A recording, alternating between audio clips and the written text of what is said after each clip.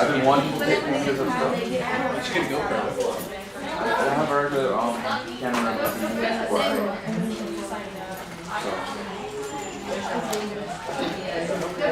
I just want to like chill. They're always like, oh, you should use other things to make it official and make it a job.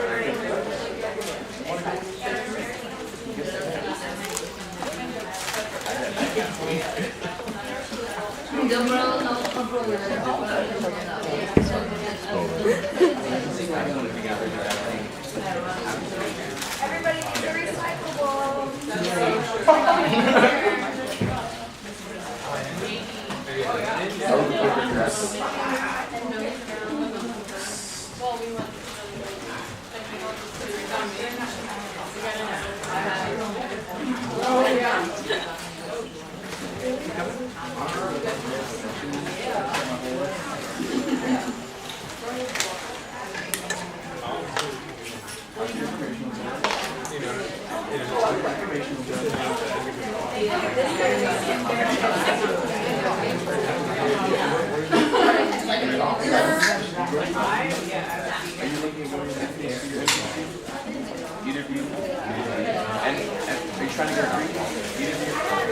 Hey guys, if there's any empty seats in your row, if you could just kind of push it, squeeze in the middle so that as people come in, actually let's kind of push it this way.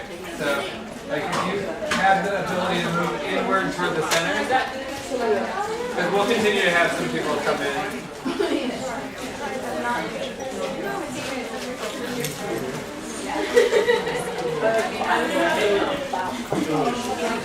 There's an open seat right here.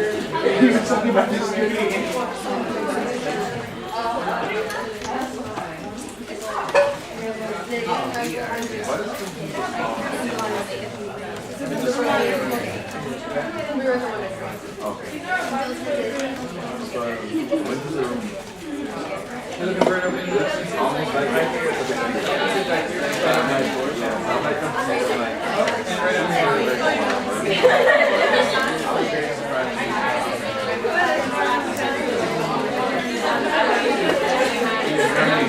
All right. Well, welcome. If I can have everybody's attention. My name is Justin Fitzgerald. I'm an assistant director here in the Center for Leadership and Civic Engagement, which is exactly where you're at. This is our classroom that we use on a regular basis to bring you great things like today's Lunchtime Leadership Series, as well as a number of other workshops and trainings and leadership courses. So here in the center, we believe in helping you develop better as a leader and a leader that's fully engaged in their community.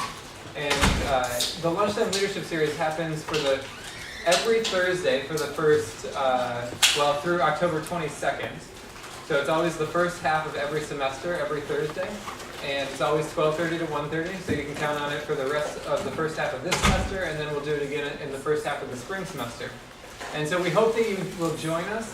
As you leave, we'll be passing out, right near the end, we'll be passing out an evaluation or a little feedback form. And many of you, raise your hand if you came to last year's Lunchtime Leadership Series.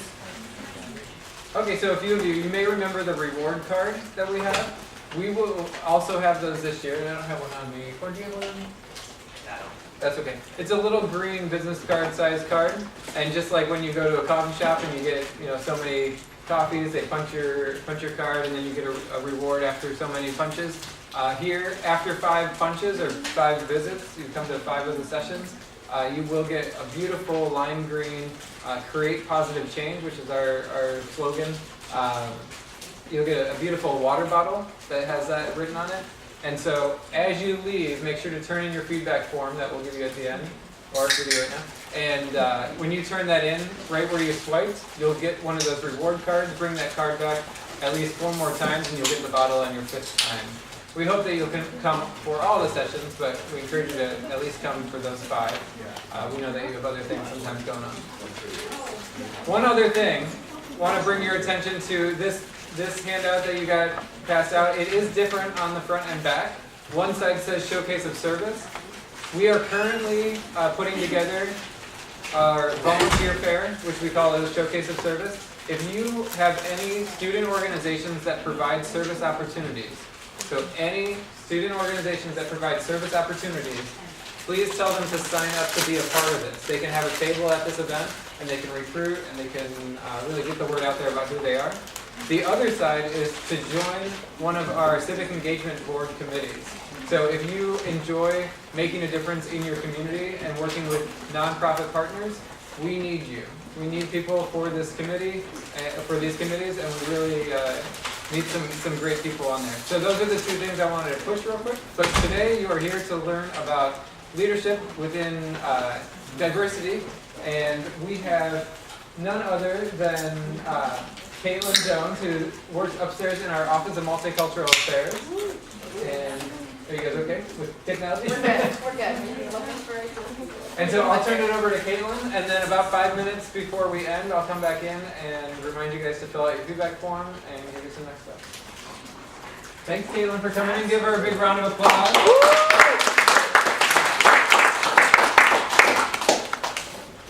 We'll see if it works. It might not. So good afternoon. If there's an empty seat beside you, can you raise your hand? There are a couple of friends in the hall. How many do we have? One, There's two here. 2, 3, 4. Let's see if we have some people that we can fill in. Great. Everybody good? Anybody need anything? I act like I have things to give you. I really don't. Hope that lunch went well for you. So as Justin said, my name is Caitlin Jones. I currently work in the Office of Multicultural Affairs. How many of you know where that is? How many of you don't know where that is? Totally fine. You can actually raise your hand. Great. So the Office of Multicultural Affairs is above you on the 3rd floor. So if you are right where you are, you go up the stairs, you go up the elevator. Within the open space on one side is part of our office, on the other side is student organizations. And if you keep going through the double doors, you'll also find more space. It is the Office of Multicultural Affairs. So please come and visit us. Come check out our space, learn about the events that we have going on. I just wanted to make sure that you were aware of where we are. Also giving us some time for the rest of our friends to join us before we jump in. Questions about anything before we start?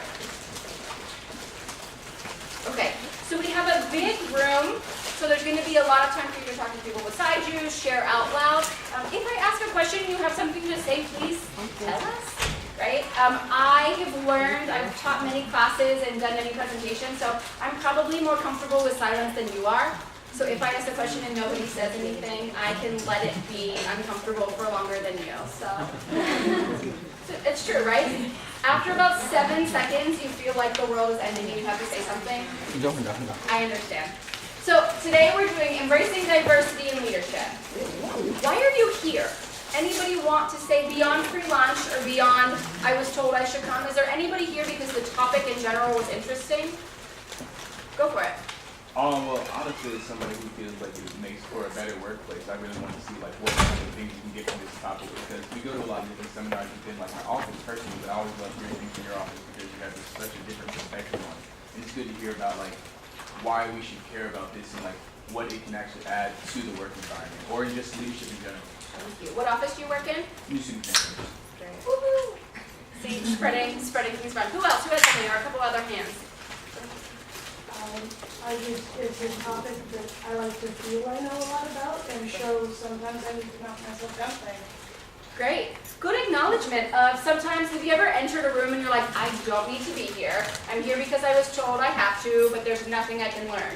And then half an hour later you're like, oh, yeah, that wasn't true. Learned a lot. Right? I can acknowledge every time I do a training or a presentation, there is something that is shared by people in the room that helps me learn something. So being present and allowing it to be that you all are going to move it forward just as much as I am.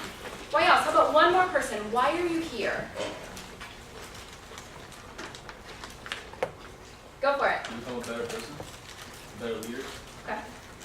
How many of you would say that you are currently a leader? How many would say that you want to be a leader or be a better leader? Great. And how many of you are like, I don't really know. I think we're supposed to learn about leadership. Hopefully you can tell me something. Anybody? Probably a couple. Because leadership is this term that we use all the time. Right? We always talk about what is a leader, we talk about leadership, and we talk about that you should care about leadership, but I feel like we miss the level of like, what does that mean? Like, I was a student in college who was super, super involved, and I was a leader. And then later I realized, like, I have made up this definition of what a leader should be. I probably wasn't a very good one in every situation because we don't talk about these things. So thank you for being here. Thank you for being in this conversation. The room, there are a lot of you here. I appreciate you being comfortable, well, at least being present in the small space. So let's jump into it. Got it. So what makes a good leader? Let's start there. From your standpoint, what do you think makes a good leader? Go for it. Am I allowed to use the word in the definition? Absolutely. Okay, a person that leads by example. Okay, leading by example, right? I picked this image for a reason. The person is actually in it, right? Sometimes you see a leader, somebody who's sitting behind a desk and delegating. Is that a leader or is that a boss? Okay, so lead by example. What else? What makes a good leader? Go for it. Teamwork and being able to work with different people and positions. Great. Okay. Leading by example, teamwork, open to suggestions. Also, I think being assertive enough that you're not afraid to say what you have to say and believe what you're saying. Okay, so confident in what you're saying, assertive. Go ahead. You have to be a good follower to be a good leader. Okay, that's a notion that I think some people struggle with, is what does it mean? If we don't know what it means to be a leader or to be a follower, how are you either? But yeah, putting out there that you need to be a good follower to be a leader. Not your subordinates. Tell us more about that. Just generally making sure that they're doing all right, not necessarily just accomplishing the task, but the end goal, but also making sure they're having a good time. They have a good well-being and good morale. Okay, so being a leader is really being in it with all of the people. How many of you have gone to a meeting, you talk for a really long time, you're not even sure if you accomplished the task, you leave, somebody says, oh yeah, we did that, and then it's just supposed to be done. And you're thinking like, but wait, did you actually hear what I said? Or wait, I think that this other person said we should do this other thing that was better, but we're like, no, this task is over, we're good. Anybody been in a situation like that? Anybody been in a group where you feel like you just talk and talk and talk and talk and then nothing happens? Yeah. And then the presentation for class is due and you're like, I don't know what I'm talking about. Right? Exactly. I know, it's real. What else? What makes a good leader? Making people passionate about whatever cause you guys are going for. Okay. So really getting people on board with you. Great. What else? Being positive and having a good attitude. You can be angry and be a leader. So let's put that out there. You can't be angry and be a good leader. Who agrees? Anybody disagree? Anybody not sure? Right? Thank you for sharing that. I think that that's one of those where we think about, like, to be a good leader, do you have to be the same thing all the time? Do you have to always have a smile even if you don't want to smile? Do you have to be there for your team in different situations? I think that those are all really good things that we can think about as a group. So thank you for sharing that. I think by the end, if we ask that question again, there might be some different answers. What else? What makes a good leader? Go ahead. Being flexible. Tell us more about that. Like, let's say for instance you make a plan and something doesn't go as planned. A good leader is able to work around that, as opposed to just throwing in the towel and saying, okay, if this is not working, then forget it. Exactly. Or we're just going to do it my way. Anybody been in a situation with a leader that has that? I'm the leader. Listen, follow. Yep. Do you love that? Does that make you want to be in that group? No, not always. Anybody else? What makes a good leader? Go ahead. Hard worker. Hard worker? Great. Go ahead. It's be convincing. Okay. I don't think it's so much like the traits of the leader themselves. I think it's more like how others perceive that leader. Like, I think that's the most important part to it. That's a really good piece. So, not just about what you think about yourself, but are you being perceived in the way you want to be perceived? Anybody want to build on that or say anything about if you're a leader, the way you would want to be perceived? Okay, so I was in yearbook, and one of the biggest struggles was being able to be friends with your staff members, but also letting them know, like, if you say something that needs to be done, that has to get done, not like, oh, they won't mind if I just do something else. It's just like making sure they know that you're friends, but you're also there to tell them, you know, what has to get done and hopefully get it done. Really good point. Who here has been in a group where the person who's in charge, right, the leader, is friends with some of the people in the group, but not everybody in the group? So then when decisions are being made, you can tell that the friendship is always at play, and other people are like, this is not what we're talking about. Right? Really good point. Who has other things they wanted to share? Go ahead. You need to make sure that you're not perceived as being dominating. Like, you need to know when to step down. Like, if this isn't my expertise, I'm not going to pretend it is. Like, let someone else do this a little bit more. That's a good point. Did you hear what was said? Almost the notion of step up, step back. So in this point, I have something that I want to share, but just because I'm the leader doesn't mean that I always have to have the final voice. I always have to have the right voice. I always get to have my way. Who here likes to have the last word? I do. Like, right? The conversation's done and I'm like, and this. Right? Who here is not that person? You have people in your life who are like, yes. Every time we say something, they need to have the last word. Anybody else? Yeah. That plays out in leadership. Right? I thought when I was 18, 19 years old, I always have something to say. That makes me a great leader. Yeah, that wasn't true. Anybody have anything else they want to share? Go ahead. Knowing when to be vulnerable with whoever you're leading. I was an art teaching leader over the summer, and like there would be days where I'd be really sick, and I would just have to be like, okay, y'all, I'm not feeling good, but I'm giving you all my all, and this is what we're gonna do. And that's how it is. I feel like it gives you more. You're more relatable, and you're not like this super person that no one can ever live up to. I feel like it makes you more human, and that you're more relatable. Sure. What I'm hearing you say is a really great transition to our next slide, is this notion of authenticity. Right? So we're taught that when you're being a leader, you always have to be happy, you have to be smiling. Is anybody here just having a rough day and people are like, oh my goodness, why aren't you smiling? And in your head you're thinking, because I don't want to. But you put on a smile because you feel like you should.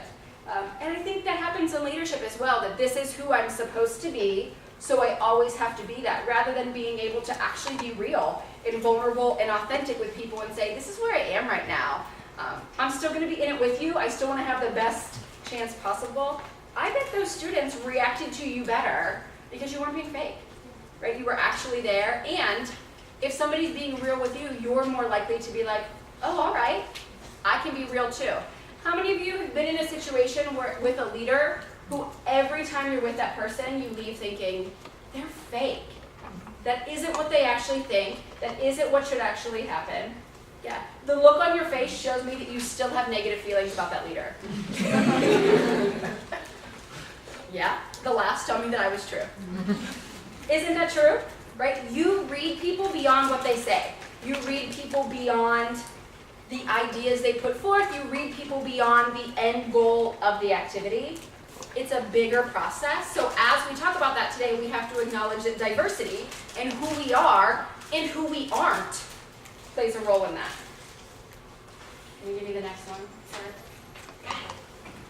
So what major themes stood out? When people were sharing, what were some themes you heard? Go ahead. Humanity. You have to be a real person in other people's eyes. What other themes stood out? Go for it. Flexibility. Okay. What else? The way you interact with other people. Okay. Any other major themes? Go ahead. People's perception of you. Okay. A lot of what I'm hearing involves communication. Would you agree that's a theme? Yeah. Okay. Any other themes? Go ahead. Self-awareness. Good. Determination. Okay. What else? Go ahead. Relationship with others. Okay. Anybody have any other themes? Most of what you said, I think, falls into these. These are not all of the things that could be, but anytime I ask a student what makes a good leader, there's always something involving communication. Normally there's good and bad, and it's not always verbal. There's a notion of strength, right? You need to be strong, you need to be assertive, you need to be this, or you need to be strong for the people around you. So strength doesn't always mean like, I am the strongest right now, right? Strength can just mean, as you said, being exactly who you are. Being able to be vulnerable shows strength. Does that make sense? What about the next one? Vision. We acknowledge that some of those had to do with vision of the group, vision of where you want to go. And then driven ideas. How many of you think that a leader needs to be able to drive the work forward? Only half? How many of you don't think a leader needs to be able to drive the work forward? Some people not sure? We can track it. What do you mean? Well, because the leader can only take you so far. You have to like help the rest of the group to go along with it. Sure. So it was said that the leader can only do half the work. The leader also needs to bring the group along with them. That's a good point. As we talk today, most of the ideas that I present will not be this or that. They will not be, a leader has to be 100% or you're not a good leader. It won't be if you are someone who has never been in a group with people of different religions, you don't get it, right? Because so often, especially in American society, everything is a two-box system, right? Even from when you're like on a sonogram, they put you in a box. And now it leads to colored confetti and balloons and colored cakes and different things that says, you are a boy or a girl forever. And this is what boys and girls do, right? Then think about it. What are some other boxes? Race. Yep. In America, the box is still pretty much black or white. Depending on where you are, there's some leeway with other racial identities, other ethnic identities. In some places there aren't. I want to let you know that I come from rural Western Pennsylvania. Anybody been to Pennsylvania or from Pennsylvania? Anybody know anything about Pennsylvania? So I am from rural Western Pennsylvania. My high school was called Dairy Area High School. Don't do anything, right? Small farming town. 2/3 of my school was on free or reduced lunch. Everyone was white, except for 5 black families who were all related. There were no people who were Asian. There were no people who were Latino. There were no people who were insert many other identities. And everyone I knew was Christian. And in my high school, you were either like me, which meant that you were for sure going to college, or you were probably going to be a farmer or do trades work. So maybe a mechanic, a plumber, a mason, things like that. It's a different world here, right? Like this room literally does not exist where I come from. And I don't know that my mom and dad have ever been in a room that looks like this. Like that's not an exaggeration, that's actually, I don't think that they have. Because they've lived their whole lives there, right? I didn't know what I didn't know. And a lot of you don't know what you don't know. Right? You live your life based on where you've been, who's been around you, the words that you've used, everything. So as we think about today, think about how all of that has built who you are and how all of that has built the people around you differently. Right? So getting back to the two-box system, we're not going to be in a place where leaders are this or that. So what I mean by driven ideas is that you are a presence making moves forward. Not that you're the only one doing that, or you're the only voice, or you're the only anything. But typically, leadership involves you driving it in some way. Does that make sense? A lot of information, right? Okay. Questions? Go ahead. Coming from a rural high school, how is your adjusting to regular life and seeing diverse classrooms? Can you talk about that real quick? If it's not too much off topic. No, you were fine. You were fine. So that was my regular. That was all that I knew. I didn't know that there was a difference. So I've had to help explain to people in my life why I am the person that I am, why my life looks the way that it looks, because they really don't get it. So I'm from rural Western Pennsylvania. I went to college in rural Pennsylvania, small college town. My college was 93% white, 3% people of color, probably 4-ish% international, and then there's like a small wedge there of, they don't really report that. Right? Like nondescript answers. Right? So my normal continued. I was always in white majority spaces. I was always in a space where I assumed things to be a certain way. And then I started interacting with different people. I was really, really involved. I did everything from play rugby to be on our programming board, to be in our student senate, to ended up joining a Pan-Hellenic sorority. Which built who I was as a leader, because in my sorority, that was the first time where I wasn't the leader. It was the first organization I've ever been in where I wasn't on the executive board. So I had to sit at the back of the room, literally at the back of the room, because of our sorority structure, and watch other people lead. And I start to see difference in voice. I started to see difference in experience. So I became the multicultural chair of my sorority the fall of my senior year. At that point, that semester, my sorority was 35 white women. I went to a much smaller institution. 35 white women. I'm a multicultural chair. People are like, what are you going to do? And other people ask, why do you have a multicultural chair? Right? Some of you were probably thinking that, right? That became one of the life-changing moments, because I realized this notion of normal or this notion of regular doesn't exist. So I gave out a questionnaire to all of my sisters to ask them about their lives.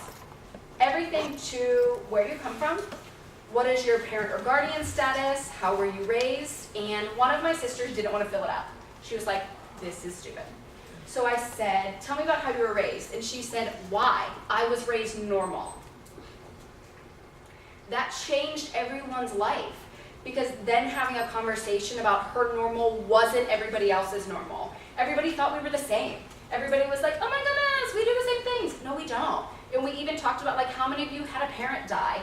How many of you have a single parent? How many of you don't have this thing that we consider normal? And that started the conversation about other aspects of identity. We talked about socioeconomic class, we talked about religion, we talked about relationships, we talked about sexual orientation, we talked about all of these things that people weren't thinking about because they thought that we looked the same. So even as you look around the room, there are probably people who you're like, I'm different than them. And you're also probably thinking, but I'm probably more similar to them. The point is here, maybe yes, maybe no, but everybody has difference in their experience. I then, after that, went to grad school, learned a lot about diversity. I took my first job in Southeast Ohio, which was right on the border with West Virginia. In 2012, it was rated the second least diverse place in the nation, the whitest place in the nation. It was a struggle for me. There were a lot of things that were happening. I have short hair, I was wearing a tie, that didn't work there. At that point I was also dating a woman of color, that didn't work there, but I learned a lot about life, and I learned a lot about what does life feel like for different people, which led me here. I'm glad to be in a place where the room actually looks like this because the conversation is easier, but we'll get to a place later where even if you're in groups based on perceived similarity, difference exists. Does that make sense? That was a long caveat, but hopefully it got you somewhere. Okay. This often happens. We talk about leaders as them. They are this. They are that. Leaders do this. Leaders say that. They know this. Right? Do you feel like people talk about other people in that way? If you're asked the concept, you always talk about like, they do. Well, if there's a they, that means there's an us. Did you ever notice that? There can't be a they without an us in a two-row system. So then, who is the us? If leaders do this, that means that there's a group of us waiting for that. But in this case, the us is bringing a lot of different things to the room. So, did you notice as people were sharing about what makes a good leader, did anybody say anything that you thought, no? That's okay, you could say yeah. Did people say things that you were like, yeah, that does make a good leader? Anybody say anything that you were like, I don't really know what they said? That's fair, that's fair. But so even in the us of this room, we're not on the same page. Even in the basic what makes a good leader. So if this 5 people were in a group together and you had to come up with the top 3 things every leader should have, do you think that you could do that immediately? And everybody agree? No. So thinking about the fact that us is the group. So in the group, there will be difference. So right now, take a couple seconds to yourself. How should leaders embrace diversity in their groups and leadership roles? Beyond the we look different diversity. How should you embrace that? Start to think about that for you. I'm going to give you probably 20 seconds.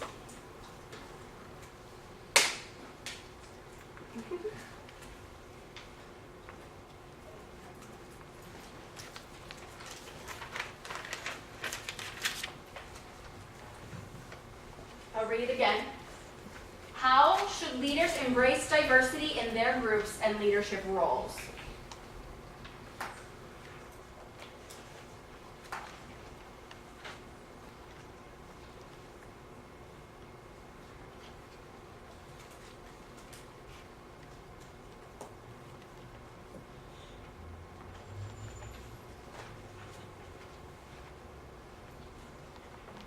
Do you know why I had you think about it quietly? How many of you were ready to speak the instant I said the question? How many of you are still thinking, wait, I don't know? I had you think about it quietly to acknowledge difference. That we process information differently, we think about information differently, and we share information differently based on our personalities and based on things about us. So I know that I always have an answer. It doesn't have to be right, but I have one. Anybody else that person? Yeah, look at that, look at that. That was ridiculous. I always have an answer, okay? So I actually have to not answer. I have to be like, answer. How many of you are thinking, I have an answer sometimes, but I'm not raising my hand? You don't even raise your hand now. So by saying, think about it silently, you actually all have the opportunity to think about it. Right? That's me acknowledging difference in the group. So rather than sharing it out loud, I want you to share with the person beside you. That's another way to acknowledge difference in the group, because some of you won't share out loud, but you may be likely to just share to the person next to you. So let's just take a minute, share some really brief things that you thought about of how leaders should do this. Go ahead.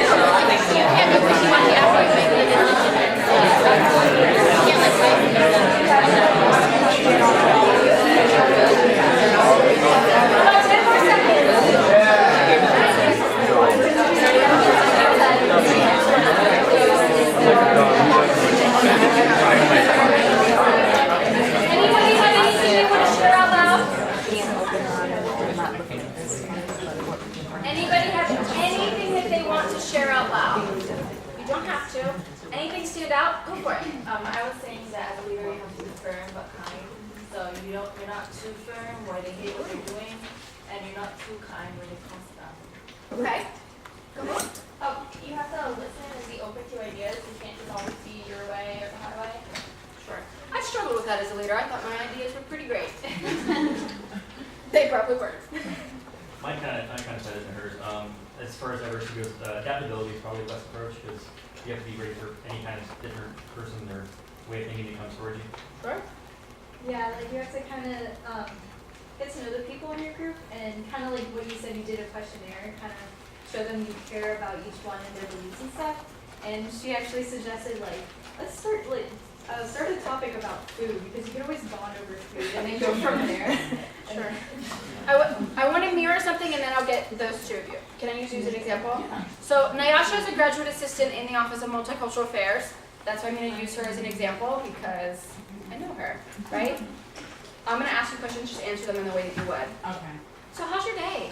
Going pretty well. Yeah? What did you do this morning? I walked from the Allen building all the way here and sweated profusely.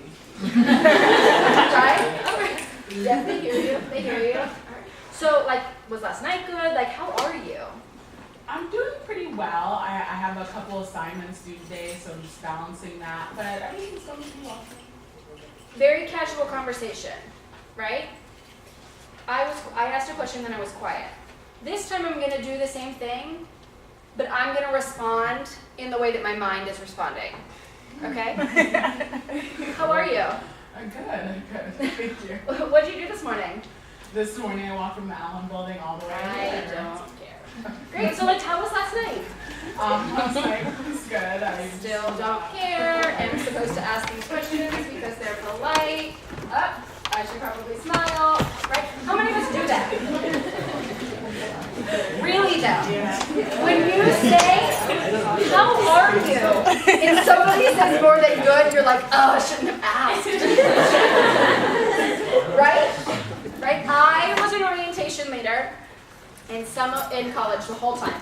And some of my coworkers, I didn't feel this way. They did. We always had to say like, oh my goodness, what's your major? And then the other one would be like, I don't care.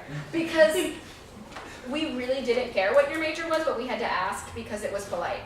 Right? What are some other things that we're supposed to ask or we're supposed to care about? Your feelings?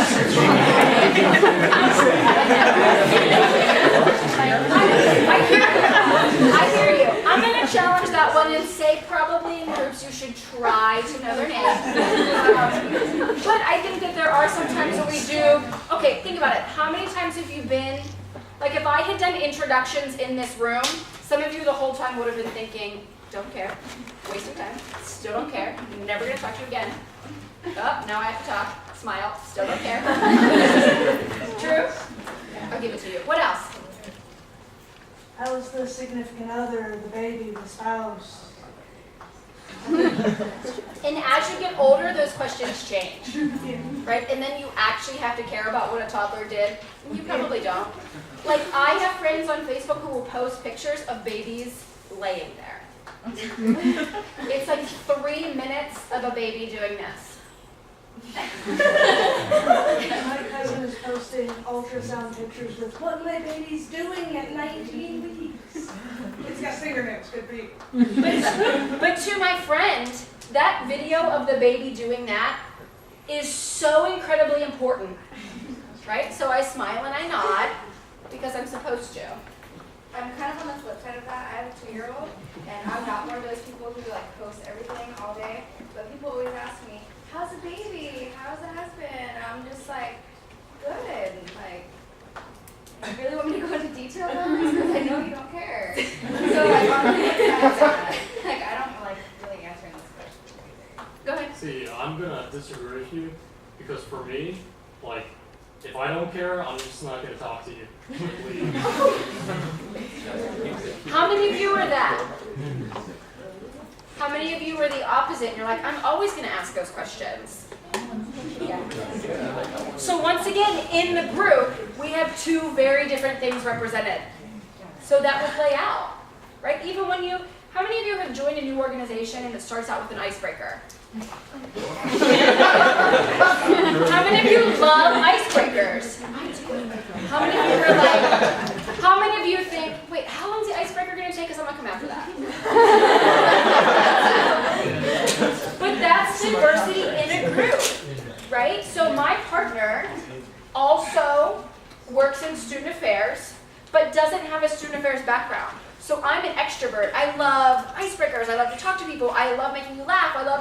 She doesn't, right? She works under the same umbrella. She would prefer to have one-on-one conversation. She's more of an introvert. So in our relationship, that plays out. And we realize that because we're in a relationship one-on-one. But I think sometimes once we get into bigger groups, we forget that still exists. The person who isn't talking doesn't hate you, they're just quiet. The person that you say is shy maybe feels overpowered by the fact that you always talk. I have to be aware of that, right? I always have something to say. So sometimes I have to be like, and not talking, right? You also have to read the room. How many of you can tell, like, I do this in this class, but then later when I'm in this student organization, I'm totally different. That's okay. That's perfectly great. And those are things we're also going to talk about in this realm of diversity and difference. But let's acknowledge the world. If the world was 100 people, okay, 100 people, we take everybody in the world and statistically make it 100. Half would be female, half would be male. 26 would be children, 74 would be adults, 8 would be 65 or older. 60 would be Asian, 15 would be African, 14 would be from the Americas, 11 would be from Europe. 33 Christians, 22 Muslims, 14 Hindu, 7 Buddhist, 12 people who practice other religions, and 12 who aren't religious at all. 12 would speak Chinese, 5 would speak Spanish, 5 English, 3 Arabic, 3 Hindi, 3 Bengali, 3 Portuguese, 2 Russian, 2 Japanese, and 62 who speak other languages. 83 would be able to read and write. 17 would not. 7 would have a college degree. And 22 would have access to a computer. 77 would have a place to shelter them from wind and rain, and 23 would not. 1 would be dying of starvation, 15 would be undernourished, 21 would be overweight, 87 would have access to safe drinking water, and 13 people would have no clean, safe water to drink ever.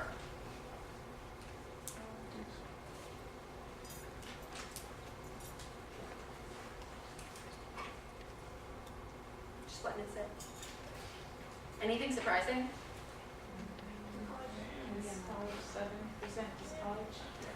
7 people, college. Right. How many of you in your lives have more than 7% of people who go to college? Probably most of you. Even acknowledging that part of your life is now in college. So in general, this room probably represents more than 7%, right? But we don't think about that. We don't think about the fact that these truths that we live in, and for some of you are very different than the person beside you, is not what other people know to be true. Okay? So the reason I mention that is because USF is one of the most diverse institutions in the nation, and we want to form global citizens. If you don't even know what's happening in the globe, how are you a global citizen? For me, growing up, I didn't even know what was 7 hours away in another state. Right? I moved across the country to Florida. The first time my parents came to visit, we were driving, and they were like this. Because not only have they never seen a place that looks like this, they've never existed in a community that looks like this. Right? We went to Burlington. They have Burlington in Pennsylvania. It doesn't look the same. But acknowledging difference. Okay, so here are some questions for you. What does that mean for leaders? Think about leadership on campus. How can you best work with those around you? This room is a great example. And after college, what will that mean for working with diverse groups? I used to work in career services, and there's this notion that you graduate and you're automatically expected to know how to be a professional, right? That's not fair. Your whole life you're taught how to be a student, and then all of a sudden you're supposed to be different. While it's not fair, it's still the expectation, right? You graduate, you flip your tassel, you get this expensive piece of paper. Some of you will put it in a frame, others will say, I'm saving that money. And then all of a sudden you're expected to be this new student, right? We often don't talk about it that way. So then how do you use all of the things from college to guide your life afterwards? Because that's really why you're here. What will this mean later? Okay, think about those questions with these. These are things that you probably have running in your head and you don't know. Where do you come from? What do people value in your family? What topics in the news might affect you and not affect you? Why have all U.S. presidents been men? Why might the person beside you not shake your hand? What do you often say that might lead me not to trust you? What do you think about when you see a group of people of different identity groups? Right? So when you see people who don't look like you, what do you often think? And then if you went to another country, how much about daily life would you really know? Any of those stand out or resonate? My favorite thing, honestly, just again from my office, like if you think about like physical ability, I always consider myself to be like minority, like regardless. Like I'm black, I'm a minority. That's how it goes. And then like I got hit with something from my office, and they were like, all right, well on a day-to-day basis, how often do you think about walking? I was like, nah, just walk to class. And then they're like, well, someone who's not physically able like you are, that could be something to think about on a daily basis. Same as you think about being black on a daily basis, someone who's in a wheelchair might think about walking way more than you do. And that just resonated with me all throughout college. Absolutely. Go through this building and see how many doors, if you were in a wheelchair, you could comfortably open. The number's going to be really low. But think about that, right? Those of you that have jobs, think about, could people physically access your office? And if not, would you go there? Maybe, maybe not. You bring up a really good point. So it's this notion of identity, that you are a collection of all of the aspects of you. Race, ethnicity, gender, sexual orientation, socioeconomic class, ability. We often don't think about that because we exist in our salient identity. So what identity is most present? Yours is being black. Some other people in the room might also have their racial identity as being most salient. For me, it's being a queer person. But I have to acknowledge my white privilege. For other people, if you never had enough money, that might be salient because you're always focused on, I don't have enough money. Does that make sense? What else? What resonates up here? Go ahead. I like the, what do you think about when you see people of different identity groups?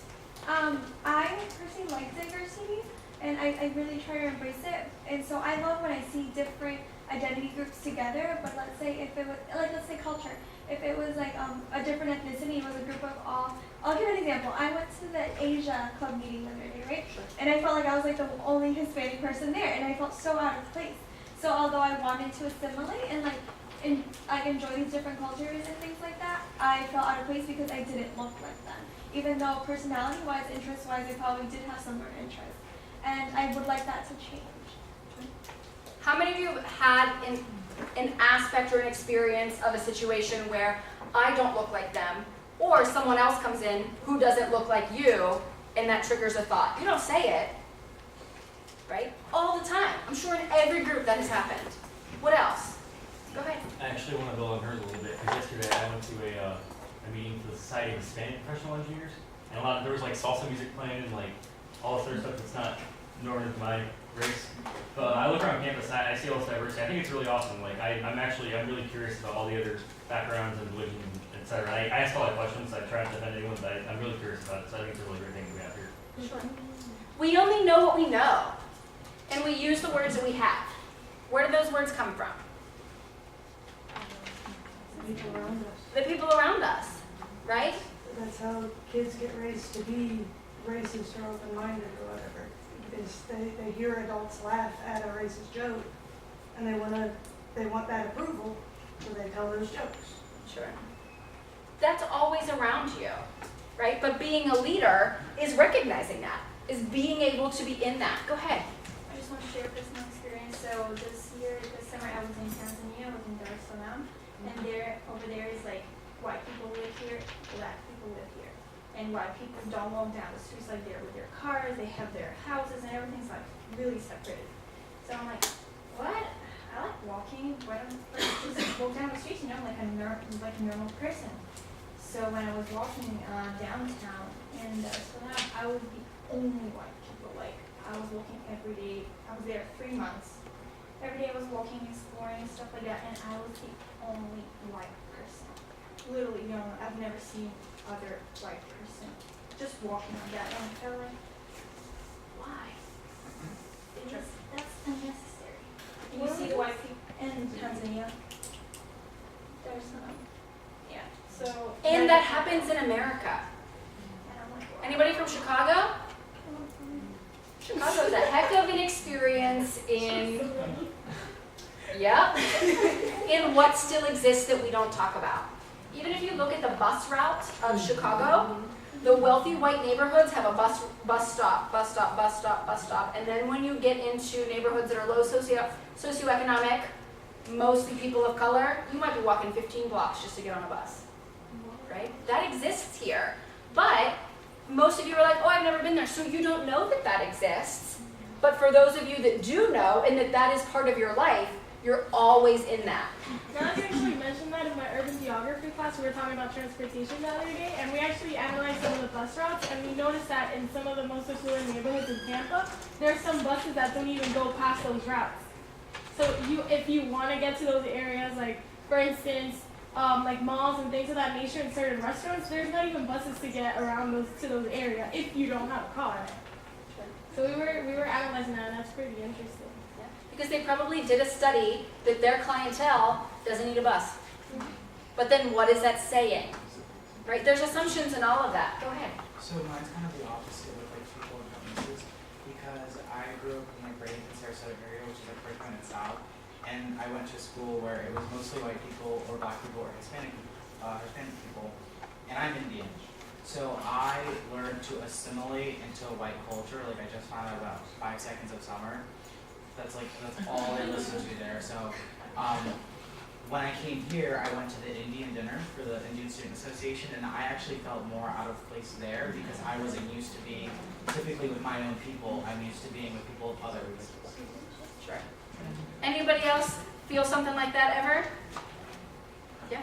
So understanding that this whole puzzle is you all the time, but situationally it might show up differently. Anybody, did you have something? I was going to speak on what he was saying about feeling out of place in your own cultural group. I went to a meeting for Caribbean students, and I felt really out of place because like they were advertising this conference, and they never had much time left, and they had to skip to a certain part of the video. And the part that they chose was something that I'm not comfortable with, but it's like a cultural thing in the Caribbean. So I didn't feel like I was in the right place and I was in my place. So do you see all the things that were shared? They all go back to these questions. I'm going to go back. What does that mean for leaders? What does that mean on campus, and what does that mean after? I wanted today to be a situation of getting in it, of starting to actually think about difference, of not saying that if you do these 3 things, you will be the best leader ever. Because that doesn't exist. It doesn't exist in every space you need to do the exact same things. But a lot of you said things for being a leader that would be successful in any place. Listen. Use communication on both sides. Be driven to learn, right? So if you're going to go to an organization of people of a different race, your drive should be to be open to learn, right? Or if you're the leader, how many of you are in a group related to a cultural identity? If somebody came into that room who doesn't share your identity, would you engage them? Yes. Maybe, maybe not. That's a leadership piece, right? It's both sides. It's all of it. It's putting all of it together, thinking about all of these questions. Do you know how long this list could be if I actually went through every question you probably should think about? I don't know that I could make that list. Like, I don't have time for that. So back to what makes a good leader?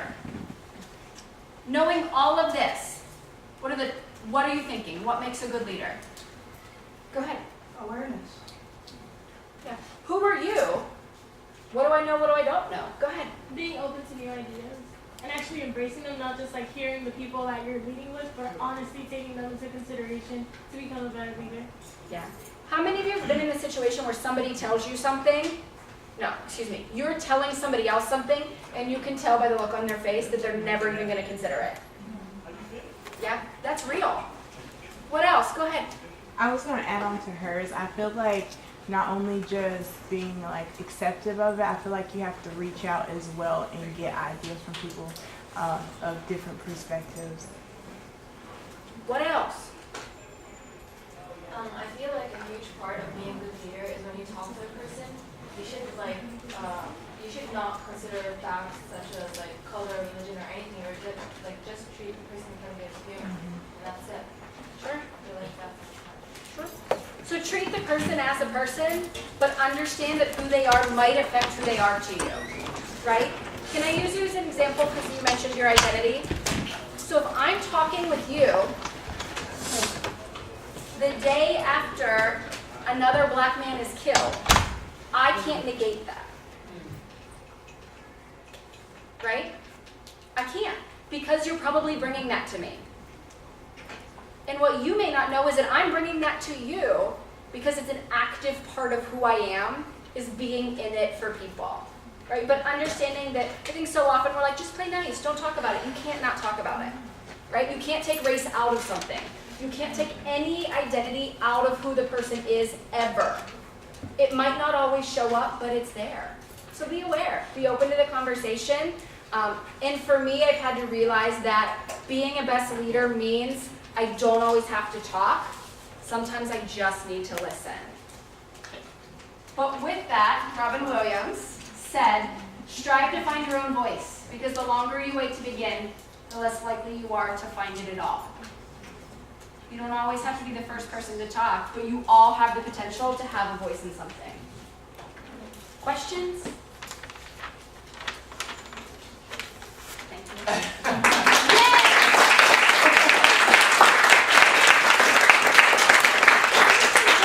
Final thoughts? Anything? Absolutely. Thank you. I need to acknowledge something because I would feel weird leaving not acknowledging this.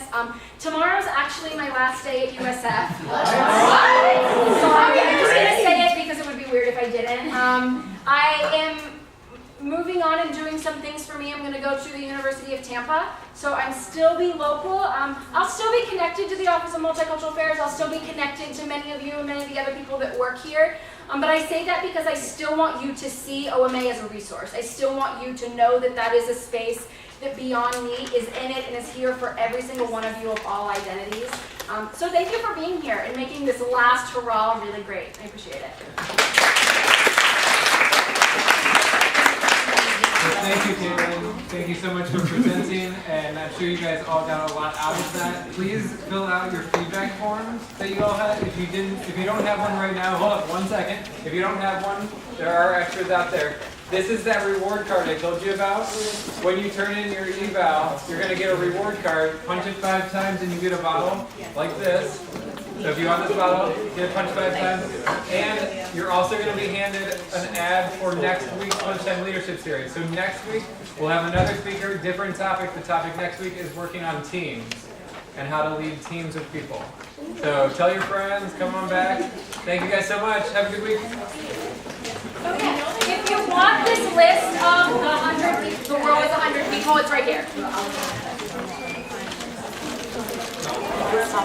Oh yeah, if you're in the Leadership Network, come see me, please. If you're in the Leadership Network, Yeah, Leadership Network, come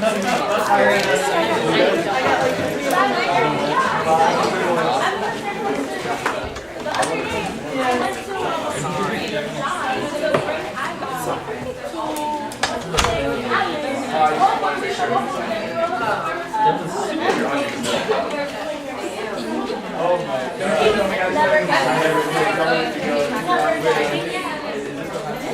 I have a sign-in sheet for you. Thank you for coming. I'm sorry. So much. I'm glad you came. Sorry, like 20-something people. Good luck, sir. Oh, I just wanted everyone to sign in. That's my bad. Good to see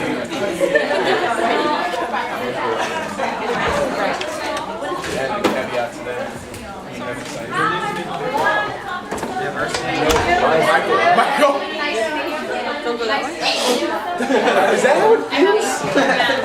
on, man. Come on.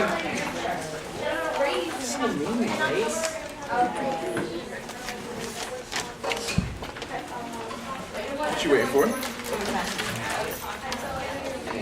Vamos por allá, por no, puedes salir por ahí para So my first thought is,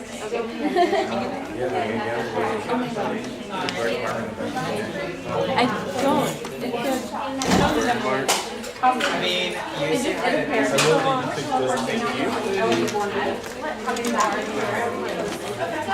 Got it? I mean, next week we're having a study session, and it's going to be like a really big thing, and we're going to get food and everything, so come check it out. I'll give you the info. And again, if you have any questions or anything, like you need letters of recommendation, I'm telling people just reach out to me. It's a campus resource for you. I do want to sign it. Yeah. Okay.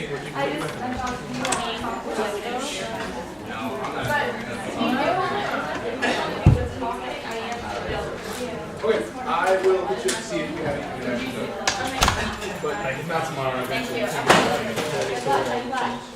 So the next one is next. Yes, and that's the yes.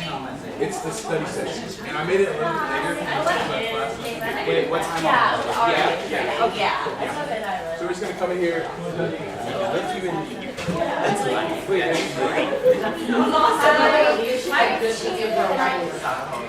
You can be open-minded, those who make a decision to take.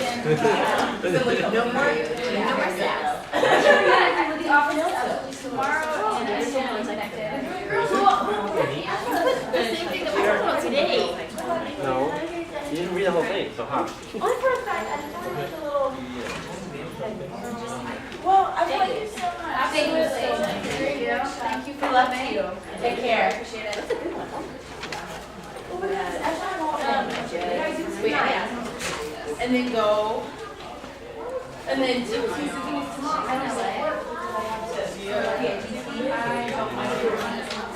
oh yeah, are you still hungry? And then, so I don't know. Snaps. Oh wait. Like that. Okay. Oh, I never use them. We did our, we did show up, so I want to make sure that. It's for peasants. But you have a full. And it worked. Oh, wait, I like that. Yeah, no. Can you move? Thank you. You're welcome. Yeah, I got you.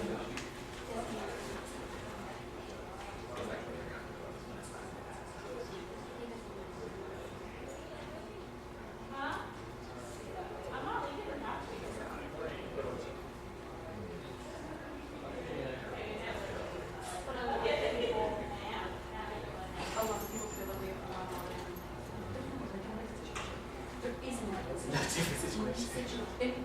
And what I know is that you wish there was a different situation. Like the whole thing, I don't want to have to do this way, but I do.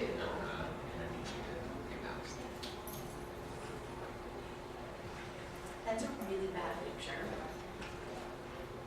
from 1984.